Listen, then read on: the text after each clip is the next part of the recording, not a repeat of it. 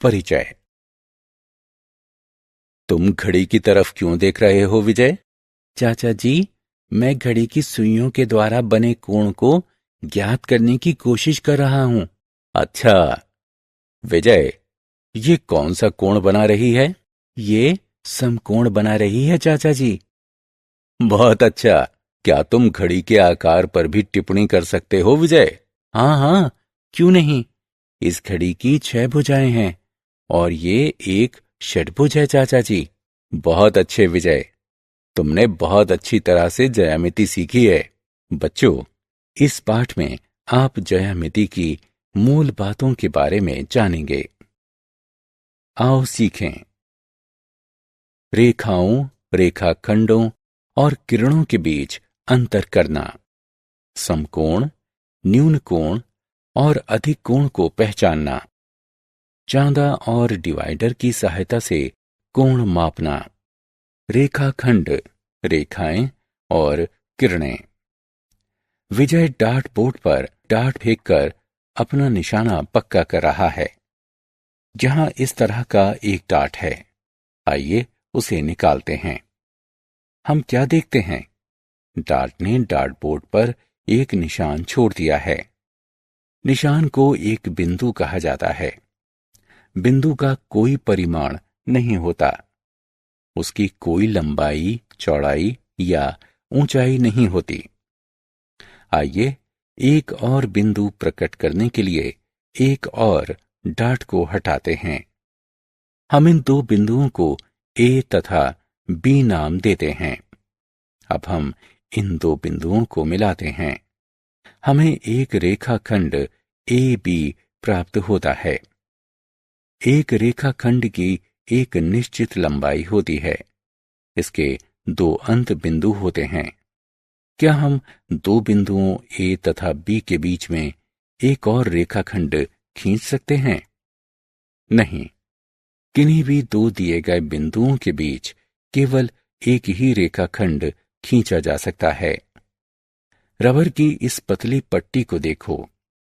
आइए हम इसे दीवार में कील से लटकाते हैं और इसे बिंदु सी नाम देते हैं। रबर का दूसरा छोर स्वतंत्र है। आइए इसे खींचते हैं। पहले थोड़ा सा, फिर थोड़ा और फिर थोड़ा और। हमें एक किरण प्राप्त होती है। एक किरण का केवल एक अंत बिंदु होता है। इसे विपरीत दिशा में असीम दूरी तक बढ़ाया जा सकता है। आइए अब कील को निकालते हैं और दूसरी दिशा में रबर को खींचते हैं। अब हमारे पास एक रेखा है। एक रेखा का कोई अंत बिंदु नहीं होता है। इसे असीम दूरी तक किसी भी दिशा में बढ़ाया जा सकता है। बहुभुज। हम हर सिरे पर रेखाखंडों से घेराव करके अलग अलग आकार बना सकते हैं। इस प्रकार से घिरी हुई आकृति को बहुभुज कहा जाता है। बहुभुजों को उनमें प्रयोग किए गए रेखाखंडों की संख्या के आधार पर अलग अलग नाम दिए गए हैं। यहां हम निम्न प्रकार के बहुभुजों को देखते हैं: त्रिभुज, चतुर्भुज, पंचभुज, षटभुज, सप्तभुज, अष्टभुज, नौभुज, दशभुज। त्रिभुज।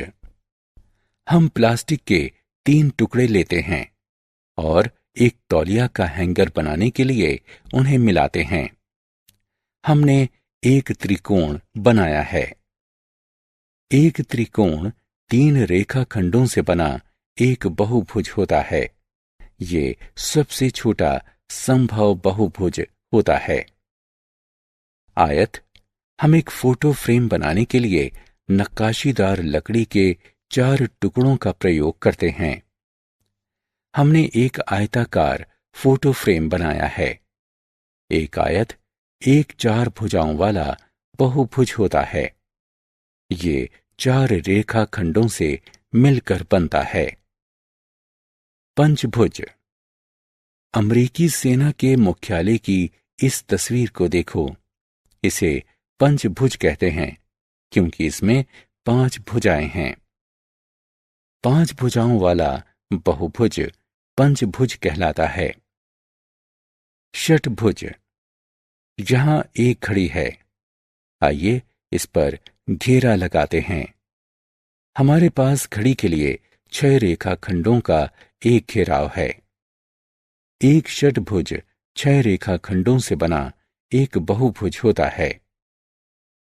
सप्तभुज, आइए हम 7 तिनकों का प्रयोग करके एक वॉल हैंगिंग बनाते हैं। 7 रेखाखंडों वाली इंद्रधनुष वॉल हैंगिंग तैयार है। 7 भुजाओं वाले बहुभुज को सप्तभुज कहा जाता है। अष्टभुज, ये जर्मनी में एक गिरजाघर की छत की तस्वीर है। इसमें 8 भुजाएं हैं। एक अष्टभुज एक 8 भुजाओं वाला बहुभुज होता है। नौभुज, इस छवि को देखो, ये पूजन का बाहघर है। सभी पूजन के बाहघरों में 9 भुजाएं होती हैं। एक नौभुज 9 भुजाओं से बना एक बहुभुज होता है। 10 भुज, यहां हांगकांग का एक पुराना $5 का एक सिक्का है। इसमें 10 भुजाएं हैं। 10 भुजाओं वाला एक बहुभुज एक 10 भुज कहलाता है। कोण, एक बहुभुज की कोई भी 2 आसन्न भुजाएं उन दोनों के बीच एक कोण बनाती हैं। एक कोण 2 रेखाओं, रेखाखंडों और किरणों के बीच की जगह होती है, जो एक उभयनिष्ठ बिंदु से परस्पर दूर रहती है। एक कोण की माप को अंश यानी डिग्री में दर्शाया जाता है।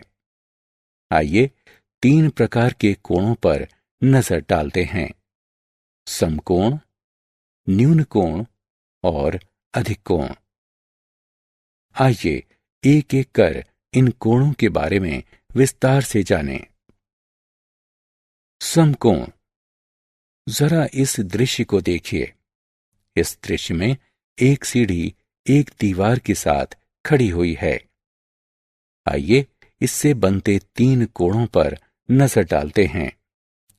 सबसे पहले जमीन से दीवार द्वारा बनाया गया कोण। दूसरा, दीवार से सीढ़ी के द्वारा बनाया गया कोण। तीसरा, जमीन से सीढ़ी के द्वारा बनाया गया कोण। आइए जमीन से दीवार द्वारा बनाए गए कोण से शुरू करते हैं। जमीन आधार के रूप में और दीवार ऊर्ध्वाधर रेखा के रूप में कार्य करती हैं। यहां आप देखेंगे कि कोण एल के आकार का बन रहा है। ये एक समकोण है और इसकी माप 90 डिग्री होती है। न्यून कोण, अब दीवार से सीढ़ी के द्वारा बनाए गए कोण पर विचार करते हैं। हम दीवार को आधार के रूप में लेते हैं। सीढ़ी सीधी नहीं है, ये अंदर की ओर झुकी हुई है। इस तरह का कोण न्यून कोण कहलाता है और इसकी माप 90 डिग्री से कम होती है। अधिक कोण, आइए अब जमीन से सीढ़ी के द्वारा बनाए गए कोण को देखते हैं। हम जमीन को आधार के रूप में लेते हैं। सीढ़ी सीधी नहीं है, ये बाहर की ओर झुकी हुई है। इस तरह का कोण अधिक कोण कहलाता है और इसकी माप 90 डिग्री से अधिक होती है। कोणों की माप, हम सभी जानते हैं कि एक कोण को डिग्री में मापा जाता है। आइए अब 2 विभिन्न उपकरणों की सहायता से कोणों को मापते हैं। ये उपकरण हैं डिवाइडर और चांदा यानी प्रोट्रैक्टर। आइए इसे विस्तार पूर्वक देखते हैं। इस वस्तु को देखिए, इसे डिवाइडर कहा जाता है। हम कोणों को मापने के लिए इसका इस्तेमाल कर सकते हैं। आइए देखते हैं कैसे। सबसे पहले तो हम अंग्रेजी वर्णमाला का अक्षर एल लिखते हैं। डिवाइडर को एल पर रखते हैं और एल से मिलाने के लिए इसे व्यवस्थित करते हैं। डिवाइडर को ऊपर उठाते हैं। इससे बना कोण समकोण है। अब अंग्रेजी वर्णमाला का अक्षर वी लिखते हैं। डिवाइडर को वी पर इस तरह से रखते हैं कि इसकी एक भुजा और उभयनिष्ठ बिंदु वी की एक भुजा और उभयनिष्ठ बिंदु से मेल खाते हों। आप क्या देखते हैं? डिवाइडर की दूसरी भुजा वी की दूसरी भुजा के बाईं ओर स्थित है। इसका तात्पर्य है कि वी एक न्यून कोण बनाता है जो समकोण से छोटा होता है। अंग्रेजी वर्णमाला के अक्षर के पर विचार करते हैं। चलिए इस तरह दिखाने के लिए इसे संशोधित करते हैं। आकृति पर डिवाइडर को इस तरह रखते हैं कि उसकी एक भुजा और एक उभयनिष्ठ बिंदु आकृति की एक भुजा और उभयनिष्ठ बिंदु से मेल खाती हो। आप क्या देखते हैं? डिवाइडर की दूसरी भुजा आकृति की दूसरी भुजा के दाईं ओर स्थित है। इसका तात्पर्य है कि ये आकृति समकोण से बड़ा कोण बना रही है जो कि अधिक कोण कहलाता है। अतः हम डिवाइडर की सहायता से समकोण, न्यून कोण और अधिक कोण को माप सकते हैं। डिवाइडर को जितना अधिक खोलते हैं वो उतना ही बड़ा कोण बनाता है। चांदा। चांदा एक अर्धवृत्ताकार ज्यामितीय उपकरण है। इसमें 0 से लेकर 180 डिग्री तक के निशान होते हैं। आइए एक चांदे की सहायता से एक घड़ी की सुइयों के द्वारा बने हुए कोणों की माप लेते हैं। ये घड़ी 3 बजे का समय दिखा रही है। घड़ी की लंबी सुई 12 पर है और छोटी सुई 3 पर है। चांदे को घड़ी की छोटी सुई पर रखें। चांदे के तल की क्षैतिज रेखा इससे मेल खानी चाहिए। चांदे का मध्य बिंदु उभयनिष्ठ बिंदु पर होना चाहिए जहां घड़ी की बड़ी और छोटी सुइयां मिलती हैं। चांदी के भीतरी निशान को पढ़िए जिस पर बड़ी सुई टिकी हुई है। ये 90 डिग्री है।